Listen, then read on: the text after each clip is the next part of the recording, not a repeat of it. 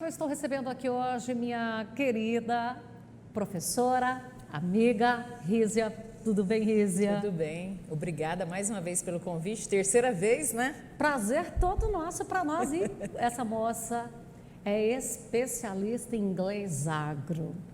Como é que foi? Vamos fazer assim, para quem ainda não conhece a Rízia, como é que foi essa ideia, Rízia? Fabélia, muitos anos já ensinando, eu morei muitos anos nos Estados Unidos, 8 anos, ensinando inglês como segunda língua, quando voltei para o Brasil em 2012, morando em Rio Verde, que é o agro na veia ali, eu falei, tem uma galera que precisa se comunicar, né? Falar de uma deficiência nutricional, de um inseto, do manejo, de MIP. E eu comecei a desenvolver uma metodologia voltada para esse setor. E tem dado muito certo. Pois é, e aí hoje tem o Gringo. Isso. Como que as pessoas fazem, como que elas acessam? É um site, né? Tá na internet. A gente tem um curso online também, que é o ISA, Inglês de Sucesso Agro. Inclusive, estamos com inscrições abertas no exato momento. E a gente tem, o nosso lema é isso, espalhar o inglês agro, o inglês é a língua comercial do agro e a gente quer eu quero que o profissional tenha essa fatia do mercado lá fora, se desenvolver cada vez mais. Vamos lá, para alguns pontos. Inscrições abertas. Isto significa que eu não entro em qualquer época. Exatamente. A gente, tem sim os isso, períodos. Exatamente, para a gente poder cuidar do aluno, né? Eu gosto de acompanhar, né, o progresso do aluno. Ah, então tem vagas limitadas, não é aquela coisa assim de que se 10 mil se inscrever, a plataforma aceita. Não é assim, a gente tem vagas limitadas e pode fechar a qualquer momento, né?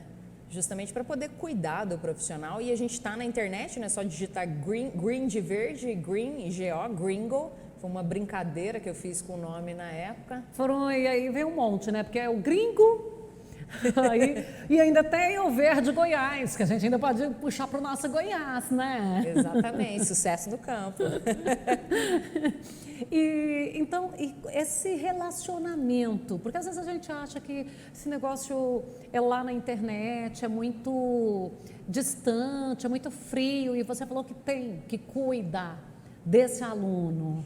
Isso é muito importante para a gente, porque principalmente o profissional do agro, Fabélia, gosta de ter aquela proximidade com o professor, então eu estou sempre respondendo os alunos na plataforma, ligo, converso com os alunos, a gente tem um acompanhamento pedagógico bacana, porque está no online, inclusive a gente está num momento muito desafiante, né? Inclusive vários alunos estão voltando agora a estudar o curso com mais intensidade. E é uma oportunidade agora que o online traz também para o produtor também de poder se conectar e dentro da nossa plataforma a gente tem um acesso offline agora, que não precisa da internet. Ah, então em alguma situação que vamos imaginar lá que ele foi para uma fazenda. Exato. Que a gente sabe que boa parte das fazendas tecnificadas, todas elas têm a sua internet. Mas se ele tiver numa situação que precisou dormir no campo e ele quer fazer a aulinha dele, o offline permite. Exatamente, a gente tem um acesso agora através de uma ferramenta dentro da plataforma que a gente hospeda o curso, que é o Sparkle, você pode assistir as aulas estando offline, você baixa elas estando online, com acesso à internet, e depois você pode assistir elas estando offline. É bem bacana. Rízia, mas eu não tenho facilidade de aprender outra língua, como é que eu já me cansei de matricular em algum cursinho, como é que vai fazer? Acontece isso bastante e isso é um desafio muito bacana, porque eu gosto de ensinar inglês exatamente como a gente aprendeu português. Você escuta bastante, depois você reproduz imitando a voz. Você é uma estudiosa da literatura, do inglês, conhece o inglês instrumental e a gente usa esses elementos também, mas focando, eu gosto muito de fazer o inglês que o produtor fala lá fora. Então, nas minhas aulas tem vento, tem barulho, tem o sotaque de várias regiões, porque muda nos Estados Unidos. Pois é, porque no Brasil também, de repente a gente pega uns caras que conversam rápido mais do que tudo. E aí como é que faz com esse pessoal? Imagina um outro chegando aqui para aprender. E aí chega lá no Nordeste, vai lá minha filha. Aquela conversa então a mais... gente já tem aqui toda essa mudança. Exatamente, eu busco trazer isso também. trabalhando a sonoridade do inglês é diferente do português. O português é uma língua de ritmo silábico e o inglês não, a gente chama isso de stress-timed language, é uma língua de ritmo e de entonação.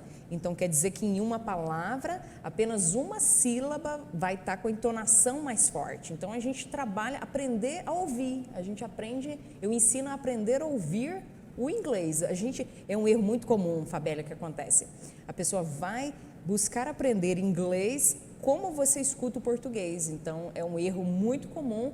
A língua tem uma sonoridade diferente, você não vai entender da mesma maneira, não vai buscando essa similaridade. Então, exatamente como nós temos na língua portuguesa aqui no Brasil, esse sotaque, como eu brinquei ali, um que fala mais rápido num lado, o outro que fala mais lento no outro, dentro dos Estados Unidos, eu vou ouvir, e quando meu colega falar, eu não posso dizer que ele está falando errado. Exato. Ele pode ter um aprendizado de uma região, é isso? Exatamente, tem também, né, os dialetos e o estrangeiro ele fala muito com reduções, então sai da gramática corretinha, né? Vamos falar aqui do português, da língua culta. Exato. Você está pronto para ir ao almoço? Você está pronta para o almoço? Exatamente, é isso daí. Muito bacana essa colocação. É justamente essas palavras, essa conectividade. Eu ainda falei você, porque ainda pode sair você está pronta para o almoço? Como é que você está? Como é que você está? Acontece isso no português e acontece isso no inglês também. Não é que eles falam rápido, falam em blocos sonoros como a gente também. E no ISA eu aprendo os blocos sonoros? Aprende, eu ensino isso justamente para quando você estiver no Texas, por exemplo, ou em Iowa, você poder entender o inglês falado, não o inglês de livro gramatical. Nós estamos conversando com Rízia Prado, que é professora de inglês especialista em agro. E ela está com um curso para tratar da linguagem agro na pecuária. Agora, Rízia, a hora que a gente fala assim da pecuária, eu preciso pensar em casqueamento, eu preciso pensar em parto, eu preciso pensar em teteiras, eu preciso pensar lá na inseminação, lá no corte, enfim. Manejo reprodutivo.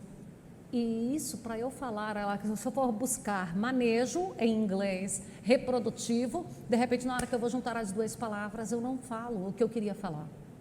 Reproductive Management. Aí é onde eu entro para poder, né, passar essa linguagem de uma forma didática, acessível, mais fácil, mais objetiva, dentro de uma metodologia. Porque pecuária é uma coisa muito intensa, você sabe disso, Fabélia. Então, falar de vacina, do trato aos animais, do manejo da pastagem, que é um gargalo muito grande na pecuária do Brasil. Então, eu estou muito feliz, eu sou a primeira escola de inglês agro do Brasil e agora a gente está entrando na pecuária porque o pessoal rola um ciúminho, falava, é só agricultura, professora? Você vai falar de colheita, de plantio, de praga da agricultura? Exatamente. E os carrapatos? A gente tem praga na pastagem também, a gente tem doença na pastagem ali. Eu falei, não, calma, eu quero organizar uma coisa bacana e entrei em contato com vários profissionais veterinários que eu conheço e o pessoal ajuda sempre, tirando alguma dúvida, porque bovinocultura de leite, de corte, é um assunto técnico e eu estou muito feliz, agora eu estou com um embasamento e uma base muito forte agora para a gente lançar o IPS, que é o Inglês da Pecuária de Sucesso. E dá para falar ali, dentro desse inglês, de recria, seja ela na... Cria, recria, engorda. Faz determinação, que vai para o confinamento, tudo. Já estou fazendo a tarefinha de casa. O preço de arroba, avaliar mercado, preço de leite, sim, ver esse mercado aí de lácteos. Exatamente. E saber ler, entender, escutando podcasts lá de fora. Eu acho muito importante na Austrália também acompanhar o mercado para você poder usar isso, né? Fazer a nossa pecuária, o nosso agro mais forte aqui no Brasil. Tem pré-requisitos para entrar no curso? Não, quanto menos melhor, porque eu gosto de ensinar do meu jeito ali. Já tem muitos anos fazendo isso e eu gosto de ensinar de uma maneira que eu sei, eu conheço tanto, eu já passei tanto por isso, assim. Está tão claro para mim e eu gosto de ensinar de uma maneira mais simples, mais clara. E é possível sim. E aí a gente tem também os estudantes ou os que estão numa especialização, que precisa aqueles trabalhos, as pesquisas, que precisam levar trabalhos para apresentar. Nós temos produtores que estão programando visita a feiras internacionais.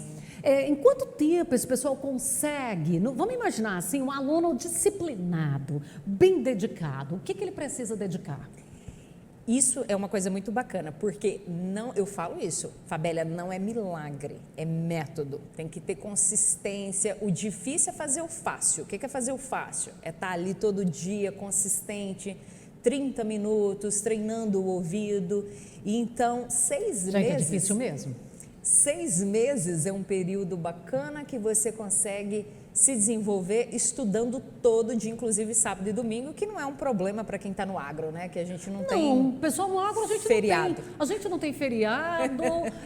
Ainda acho que ontem a gente estava aqui trabalhando, teve um que falou assim, igual tirador de leite.